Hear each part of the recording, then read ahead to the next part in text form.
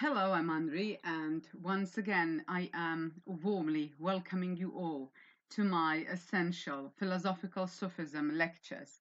We are continuing today again with our subject on the perfect or ideal man in philosophy of great Sufi thinker, poet, and scholar, Rumi. So we said already that Sufi conception of the perfect, of the ideal man, is something which is very similar to that of Stoic. So we all know that Stoic ideal man is intimately connected with the term and notion of courage and activity and also of self-awareness. So this idea of the perfect man, especially in the Sufi conception and Sufi Weltanschauung, played an important role because in that very term, in that very reality, views about God and man are intermingled. So politically, if you ask and if you see this, it was connected with the doctrine of the Imam.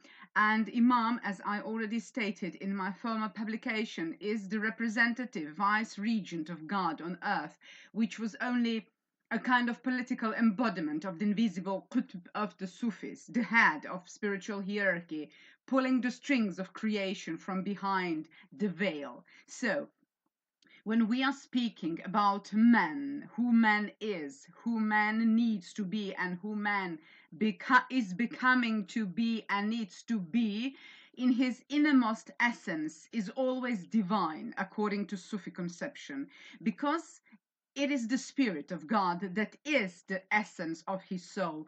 And when the realization of this divine self in this very life is possible and achieved, then it followed logically that man, having realized his ideal self, becomes the very source of infinite power and the very source of infinite knowledge. So the exaltation of the prophet to a cosmic principle, as I have already stated, on one hand, and the deification of the Imam and the Mahdi on the other hand, go together with the Sufi conception of the perfect man, which in later Islam found a systematic exposition in the philosophy of Jili, as I have already discussed in my former publications. So, as besides God, no being is possible, so the ideal man, insofar as he lives in being,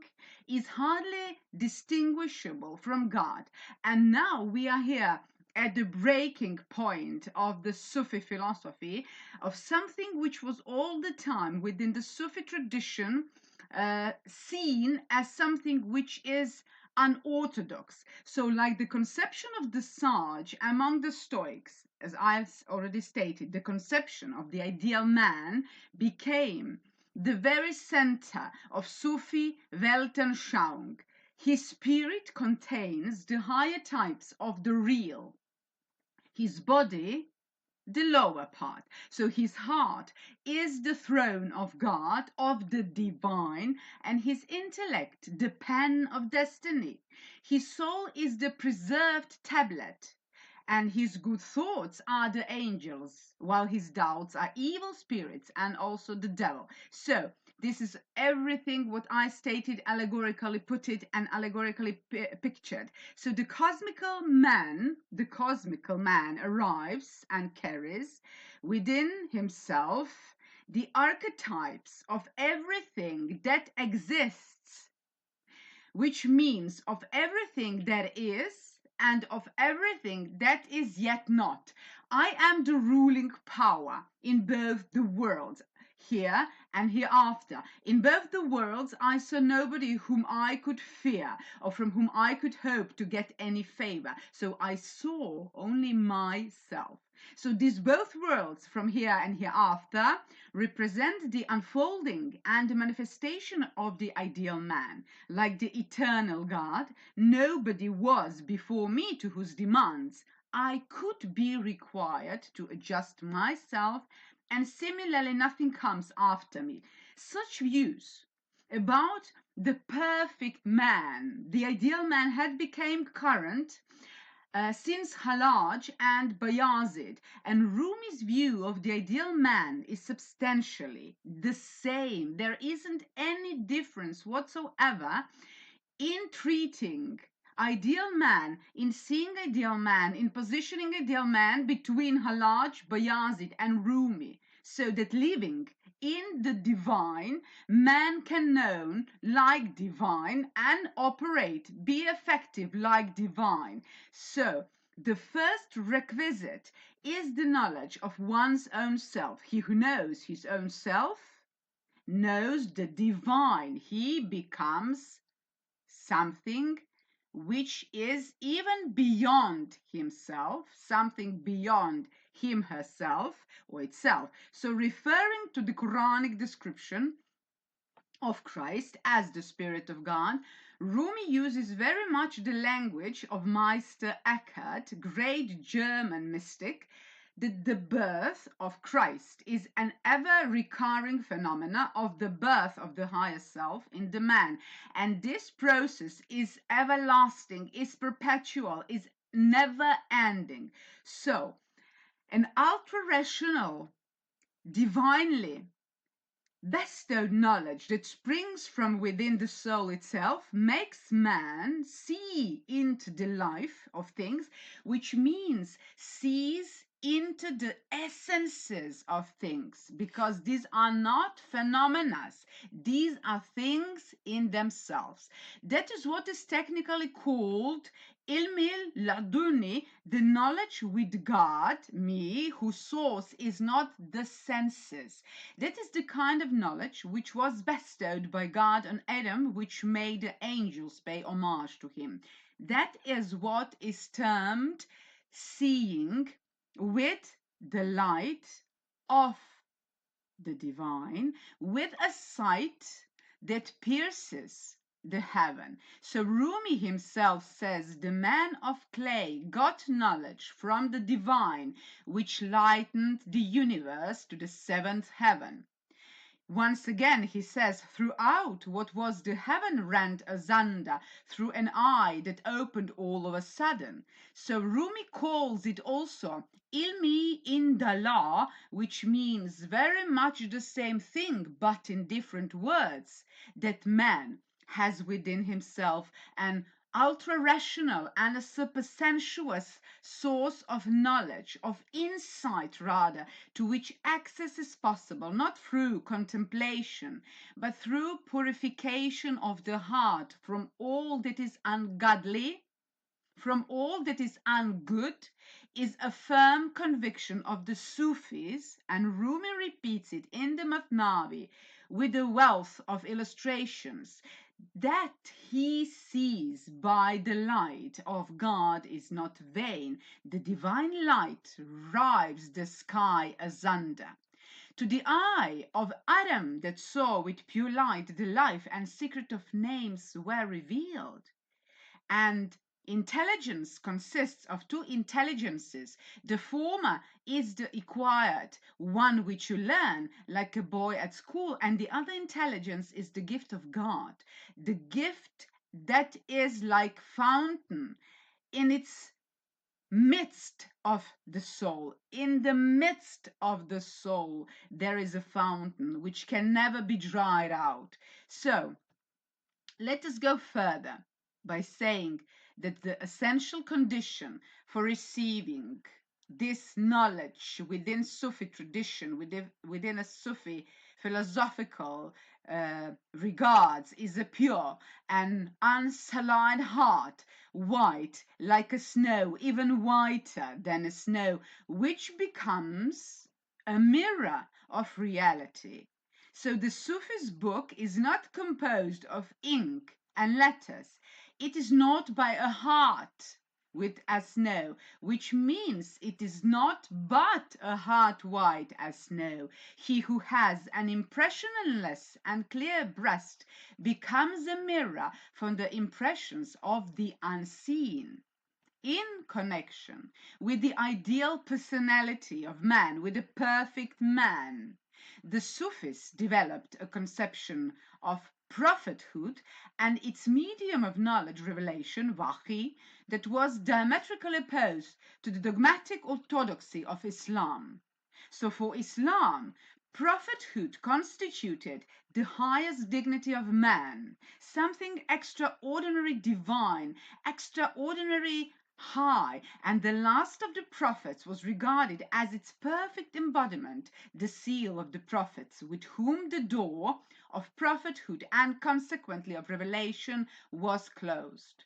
After the prophet, only the learned man and the revivers of faith at the head of every century could serve as guides, could serve as teachers, accepting Christ Mahdi, whose reappearance would mean the approach of the day of judgment, so that the door of revelation was closed, could not satisfy the deeper requirements of spiritual minds. So the Sufis threw this dogma overboard.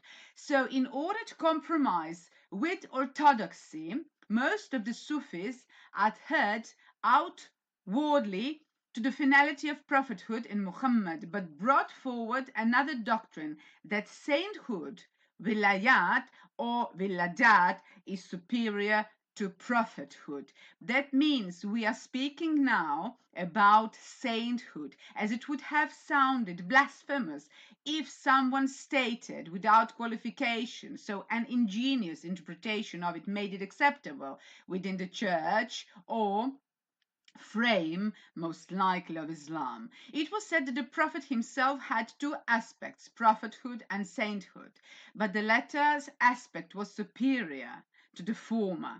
Prophethood is double-faced. One face towards the Creator and the other face is towards the creature. But sainthood has only one face, only one feature, a face wholly turned towards the divine, towards divinity, looking to the divine undisturbed by the world is better than looking to both at the same time. And there is the very heart of philosophical Sufism, looking to the both at the same time, which means looking to the face of God in a saintly manner, completely undisturbed. So the Shias solved this problem for themselves by making the spirituality of the Prophet inheritable, and what some of the Imams claimed for themselves raised them far above the Prophet. So, but after the disappearance of the 12th Imam, the door of Imamat was also closed, although the disappeared Imam is believed to be still living and might come out at any moment to establish the kingdom of heaven on earth. As has already been said, Imamat was one of the potent and quite powerful factors in the formulation of the exaggerated conception of the ideal man as logos, or of the conception of the ideal man as a cosmic force. So the saints were clothed with all the attributes of prophethood except the promulgation of law. Otherwise, under a disguised terminology, everything special to the prophets reappeared in the saints. The saint was Wali, the friend of God, instead of Nabi, a prophet. His miracle was Karama, a favor from God, as distinguished from Mujazah, that means the overpowering and supernatural happening attributed to the prophets. And in order to avoid stepping on the toes of prophethood, revelation also appeared under a different name, Ilham, which means divine inspiration, or Wahidil, the revelation of the heart. So we shall mention Al-Ghazali here, who was really the spokesman of orthodoxy, very powerful orthodoxy as well as of mysticism. And in his case, he has taken an important step in developing a theory of prophetic consciousness as a stage in the development of the human mind. And it is a characteristic of philosophy as well as of mysticism here to bring out the universal from the particular and the historical, a tendency which directly is opposing to the dogmatic interpretation of positive religion. So this feature of rationalism and also mysticism, hand by hand, was asserted in Ghazali's case.